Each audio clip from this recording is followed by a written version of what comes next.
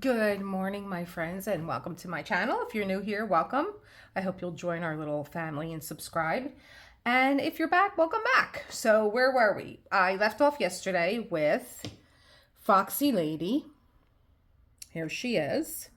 And I was just having a hell of a day yesterday. Oh my gosh. It was rainy. It was cold. I was just not feeling it. And when you try and force something, it never works, does it?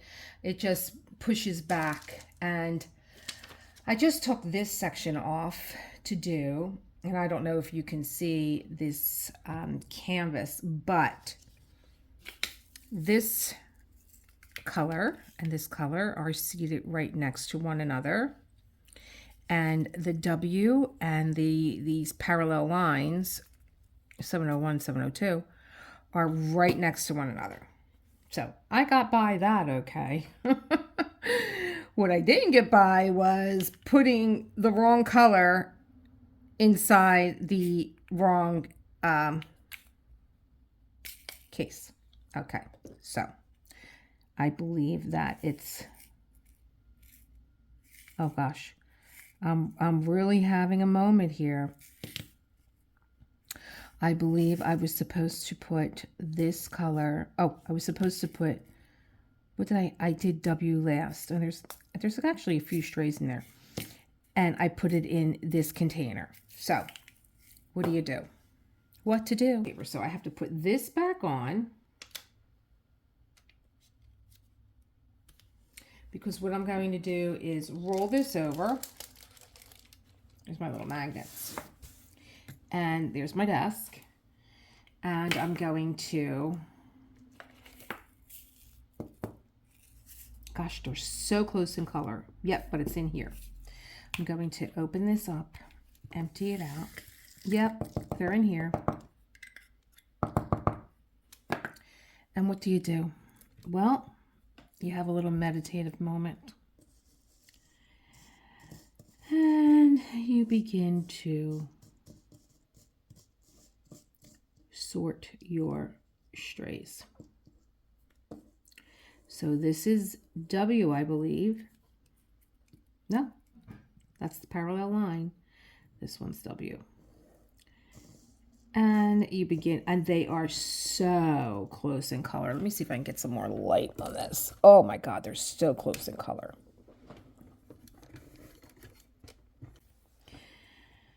Okay. How is everyone? Did I ask you how you're doing? How are you?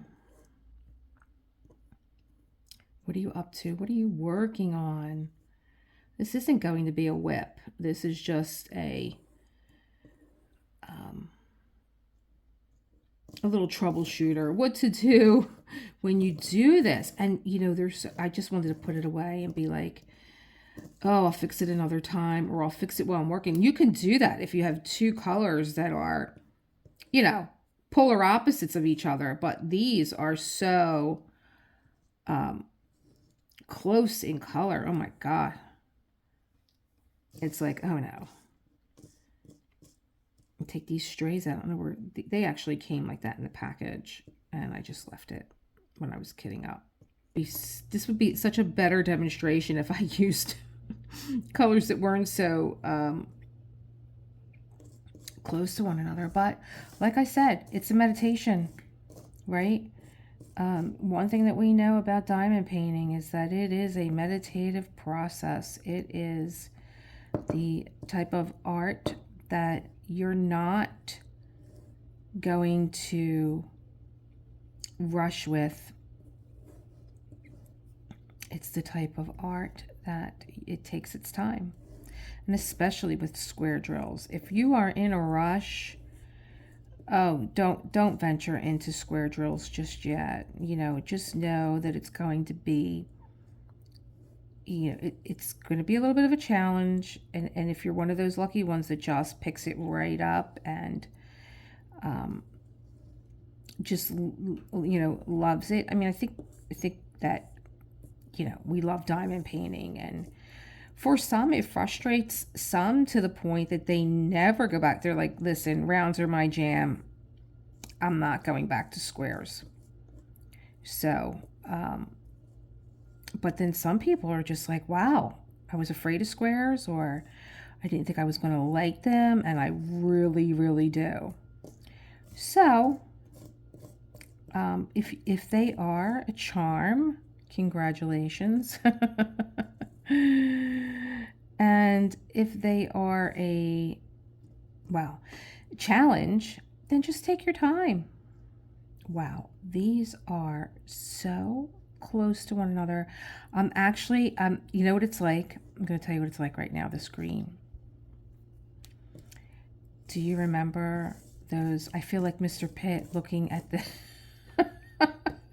looking at the magic eye painting right now. I feel like my eyes are going a little out of focus with this green and chartreuse. They're so close. It's almost like, wow, my eyes are playing tricks on me a little bit. There's that one. And then there's this one. Oh, I could never do this in the tray and just think that I was going to sort this out when it was in the tray. It would have never worked. Never worked. But you can make this a mini meditation. I know that when I'm diamond painting, you know, my inner self starts to speak up. It's like, oh, do I have your attention now? You mean you're not going to pick up a cell phone or zone out in front of the TV? And, you know, I start to hear all these things coming up that I've been avoiding. And I tell myself, oh, I don't have time for that.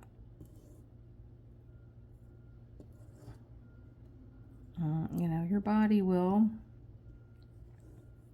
And I think that that's why we have insomnia, because when we finally stop and you know, it's like, I want to relax. I believe that that's why your mind kicks up and it's like, oh, okay, you're not doing anything right now.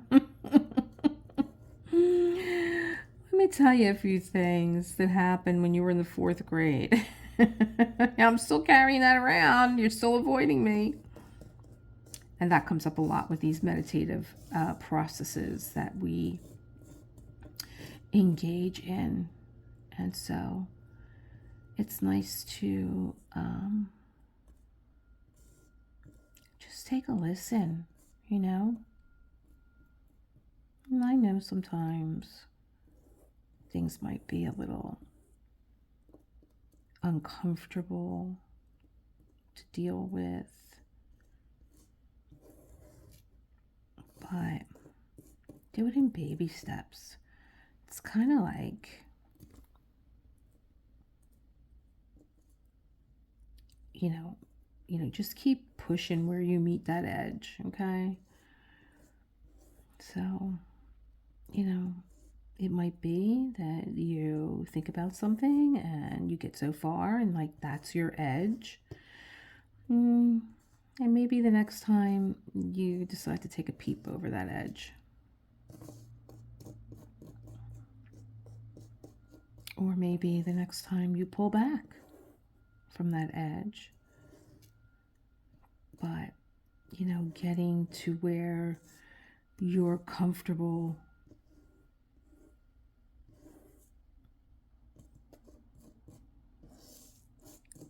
and this is why I love journaling. You know, I've been a student of the artist way for, oh God, that's a story in itself.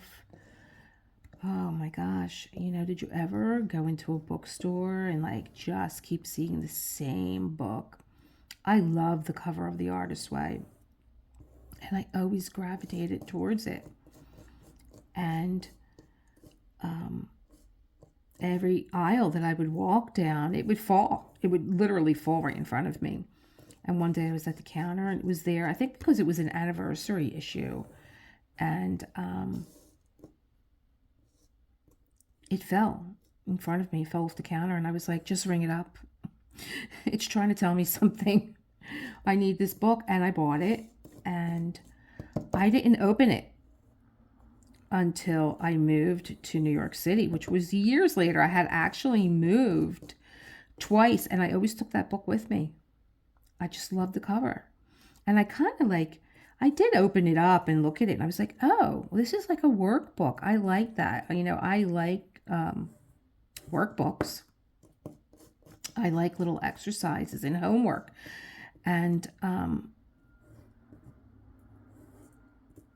but I never opened it up until I moved to New York. And that was the time that I was ready for it, because Julia Cameron actually wrote this while she was in New York. And did you ever have one of those moments where the TV is like talking to you? Well, I was reading this book and she was talking about, you know, walking down one of the avenues and, you know, just thinking about all the people that had walked down that street. And someone had said to me once, you see all those lights on Broadway, every one of them is a broken dream. And that stuck with me, and I thought, how many dreams have walked this street, and how many footsteps have left behind a dream? And am I walking on somebody's dream? Am I walking on someone's happiness or sadness? And it's how she opened the book. And that was it. I was hooked. And The Artist's Way is about writing first thing in the morning, right? Before you even start your day, because all those things that we don't deal with, you know, they come along with us. And so if you just siphon off the top of your mind with what keeps coming up, what keeps repeating, oh my gosh, your day is so productive because you've dealt with it. You know, it's just stream of consciousness writing. Correct? It's not high art, like Julia Cameron says. This is not high art. It's not a novel. This is your writing. It's your journal. No one looks at it. You don't share it with anyone. You don't even look at it after you're done with it. You just write. You can write the same thing over and over again. I hate when I do this with my drills. I do this all the time. I'm not looking. I'm not paying attention. You know, I mix my drills together, and like, you can write that over and over again, as long as it's in longhand, as long as it's 3 pages front and back.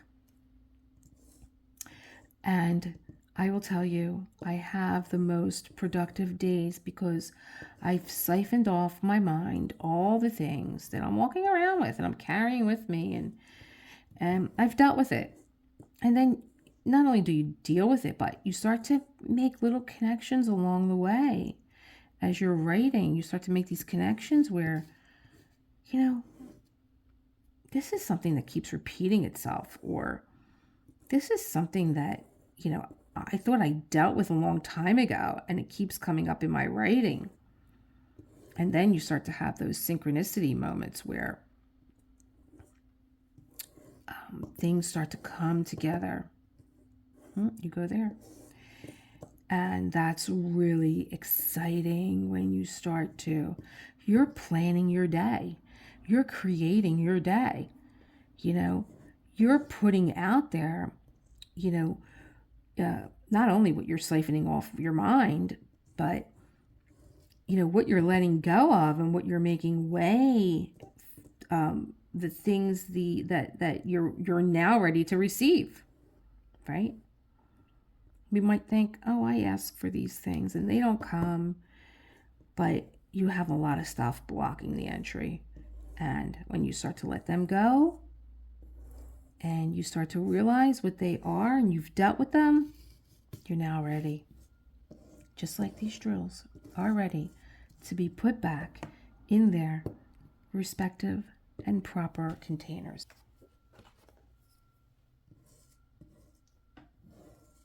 So let's get these in their proper containers. Let me see what implements I have here. Oh, I have a little brush. I wonder if I'll be able to brush these onto my index card.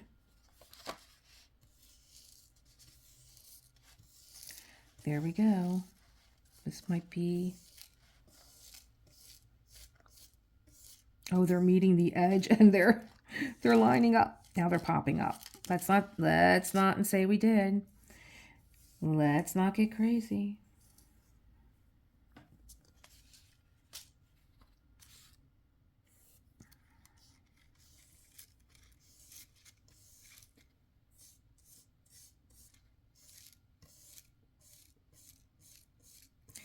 I'm learning that you have to be really delicate with trying to get these up, and if they form a straight line, forget it, because they're just going to come up against the edge and not want to move. Again, when you can't find one way of doing it, you go back and you reassess and you try and find another way to get these guys to cooperate. I think if I had a thinner paper, they would... Oh, are you in the right spot? No, you go there. So this one is going to go. You know what I'm going to do? I'm put it right inside my new... And let you do some work. You can't just be pretty. You have to have something to say. That's what my dad would say to me. Lisa, you just can't be pretty. Make sure you have something to say. Okay, so you're in here. Now you're going in here, right? Oh, don't let me screw this up. Yes. I'm telling you, they're so close in color that it's... Nope, you go in here. They're so close in color, and I have to take these off. I'm so annoyed with this storage system for this kit.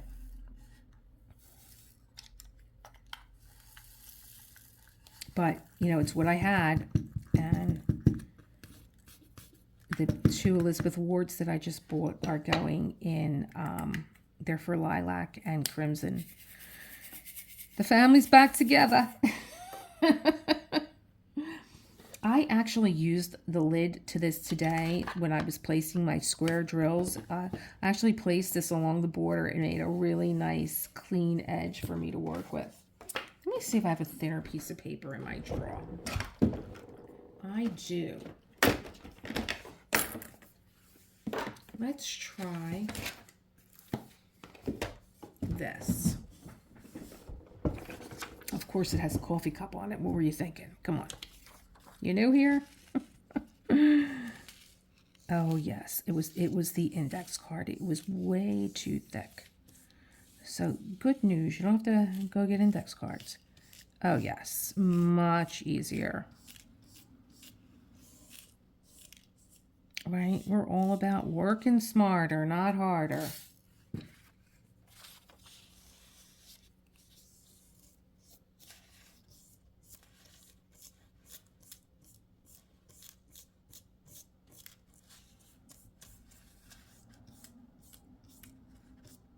Where your round drills are all cute and cuddly. They're like a newborn baby. Your squares are like going into the terrible 2s. They're a little defiant. Oh my gosh, I picked them up and dropped them. Okay, that's because the paper's flimsy. There we go, kids. Troubleshooting. What to do when you mix your drills up.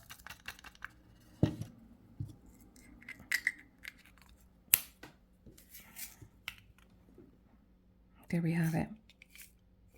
I hope you're having a fun day. I hope you're doing something creative. And I will link Julia Cameron's book, The Artist's Way, down below if you should have an interest or any questions that you want to ask me.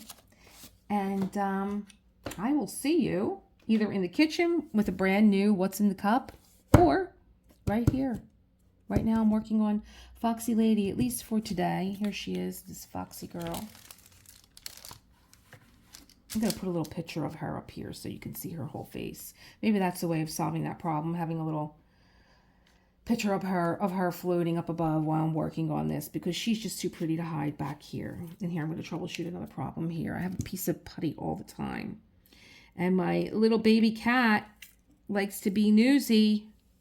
And I could tell he was up here. And there's a little stray hair. And that's what I use that for. Okay, guys. Have a good one. Create the world you want to live in.